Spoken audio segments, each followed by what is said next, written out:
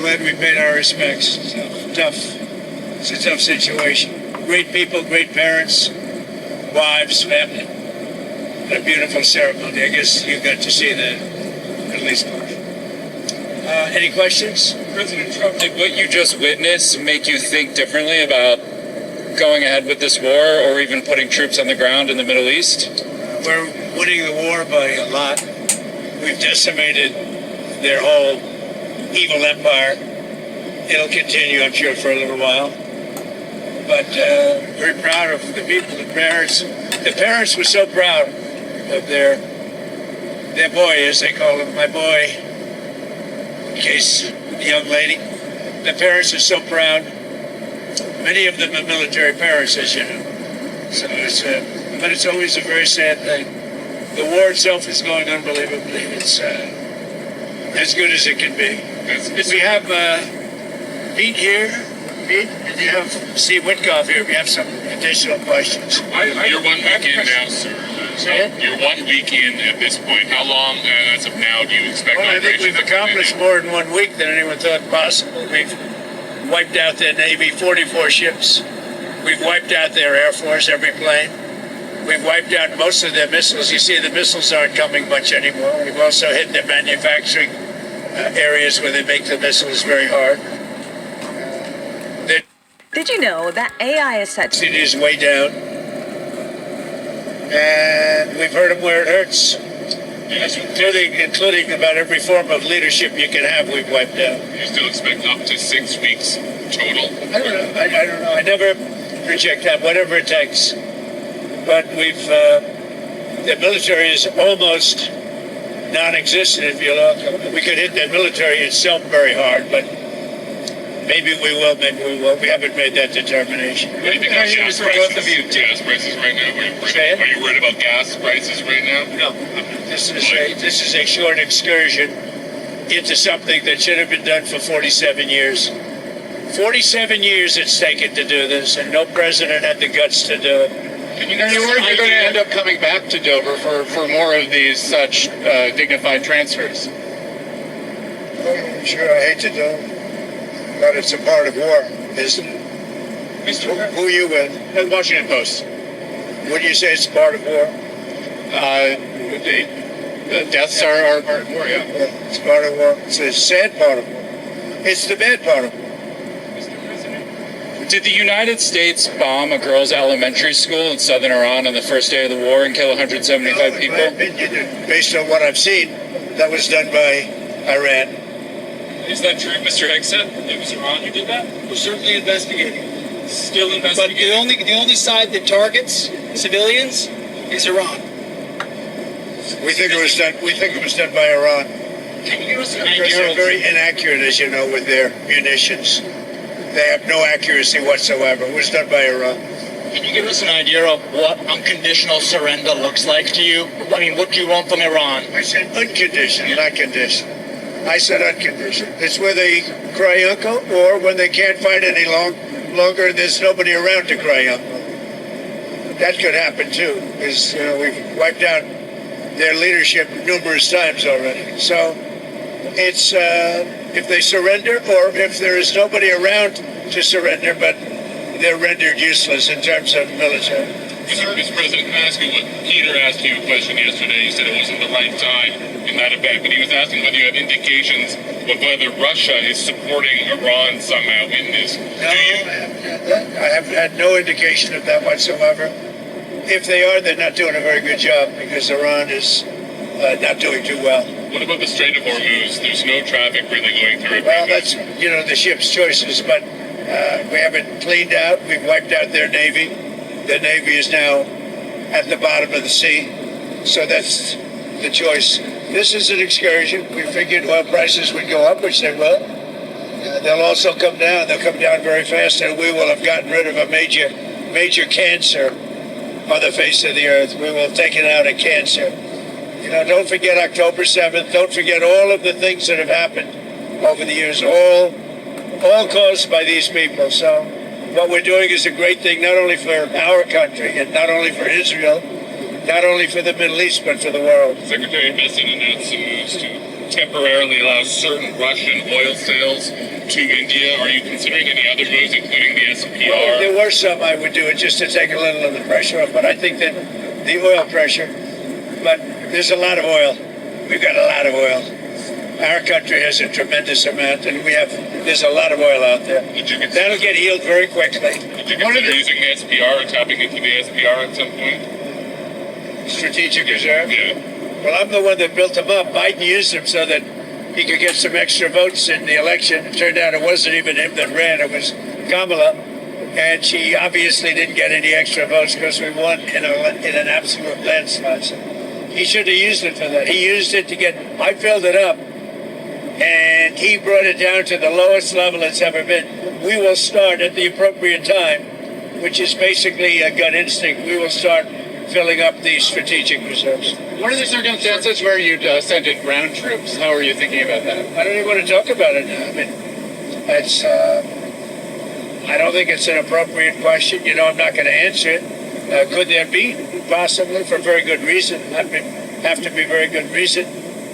And I would say if we ever did that, they would be so decimated that they wouldn't be able to fight at the ground level. Are you thinking about the oil facility there? There's an oil facility kind of on the coast of Iran that could be secured by ground troops. There's been some speculation that could be a target. You know what the speculation is, but I certainly wouldn't be able to tell you that. I'd be in trouble with myself if I told you that. Mr. President, don't you need ground troops to secure the enriched uranium at the nuclear sites? We'll find out about that. We haven't talked about it, but it was a total obliteration. They haven't been able to get to it. Then at some point, maybe we will. You know, it'll be a great thing. But right now, we're just decimating them. But we haven't gone after it. But you know, it's something we could do later on. We wouldn't do it now. Maybe we'd do it later. You said you want to be involved in the selection of the next leader of Iran. Can you talk to me? Well, because I don't want to just come back every 10 years. And mostly you'll have presidents, that won't do that because they don't get it. But we don't want to come back every 5 years or every 10 years and do this. So we want to pick a president that's not going to be leading their country into a war. Do you have any questions for Pete or Steve? Come on up. Mr. Wickoff? Steve, come on up. Mr. Wickoff, is there still space to do a deal with whatever is left of the Iranian government? I think there is. I think that's going to be up to the president. That's what I think. But they didn't seem to be very amenable in those first set of negotiations. You heard what I said. They said we have the inalienable right to enrich. They bragged about having 60% enriched fuel, enough for 11 bombs. They told me and Jared, we're not going to give you diplomatically what you couldn't take militarily. So, you know, I think they're going to need a change of attitude. What sort of thing do you want to see in a deal? I mean, do you think you have maximum negotiating leverage at this point? I think the president has proved that we have. Iran today accused the U.S. of A lot getting of negotiating leverage, maybe maximum, but we're not looking to settle. They'd like to settle. We're not looking to settle. Iran accused The British government has now offered use of the British government has offered use of some bases now, and you had previously said you were very disappointed in them. Aircraft carriers. I mean, about British bases, they See said. my response that I just put out? I just put out a response. You mean the offer to send 2 aircraft carriers? Maybe, but they're not sure. Do you want to know where to... I just put out a response to it. I said, we don't need them. It's not the right time. It would have been nice to have had them 2 weeks ago, but the response I put out, I think, says it very well for you. Iran today accused the U.S. of getting a desalination plant in Iran, and they said that might open the door to other strikes on infrastructure, non-military. Allow us to also open the door to other strikes against them. Look, In response to that allegation, did the U.S. have you desalination? Iran. They are among the most evil people ever on earth. They cut babies' heads off. They chop women in half. What they did, take a look at October 7th. Take a look at what they've done over the last 47 years. So I know nothing about a desalinization plant other than to say If they're complaining about a desalinization plant, we complain about the fact that they shouldn't be chopping babies' heads off, okay? Mr. Petkov, have you communicated to the Russians not to send targeting information and other assistance to the Iranians?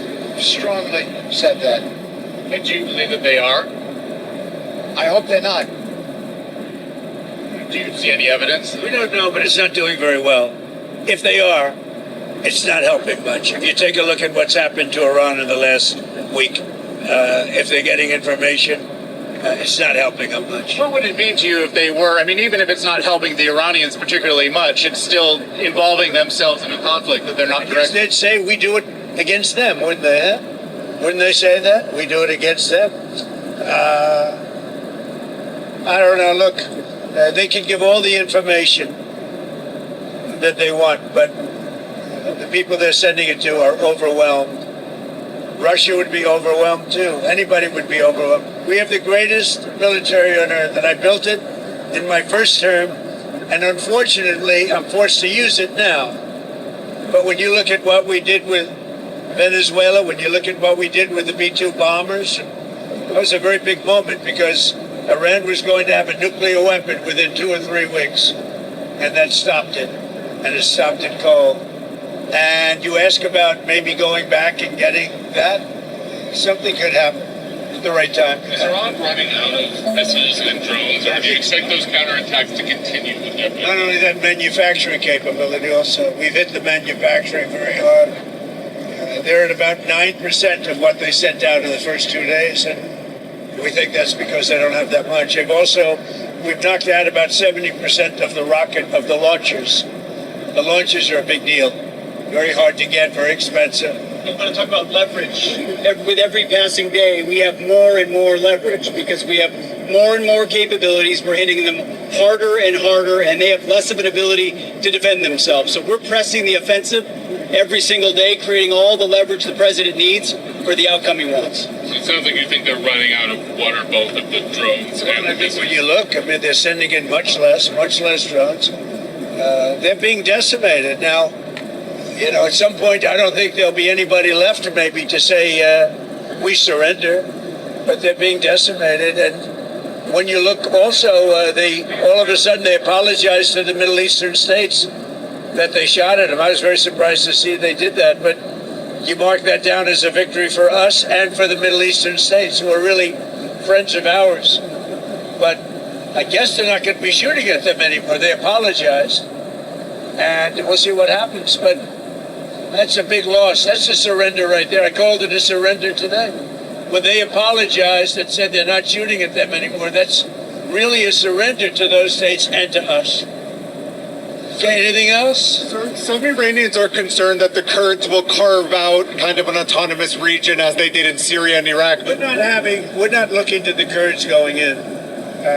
We're very friendly with the Kurds, as you know, but we don't want to make the war any more complex than it already is. No. You've ruled that out? We don't want, I have ruled it out. I don't want the Kurds going in. I don't want to see the Kurds get hurt, get killed. And we've had a good relation. They're willing to go in, but I've told them I don't want them to go in. Do you think the map of Iran will look the same? The war is complicated enough without getting the Kurds involved. And do you think the map of Iran looks the same after this is all done?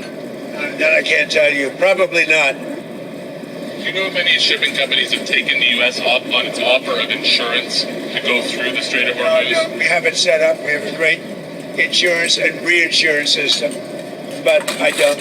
Sorry, when you talk about... When this ends, we're going to have a much safer world, you know that. So, this is a minor excursion, but when this ends, we're going to have a much safer world, and we will have gotten rid of a lot of sick and demented people, the leadership. So we got rid of the one leadership, then we got rid of the second level of leadership. Now they're on their third or fourth level of leadership. And they have leaders right now that nobody even knows who they are. Thank you very much, everybody.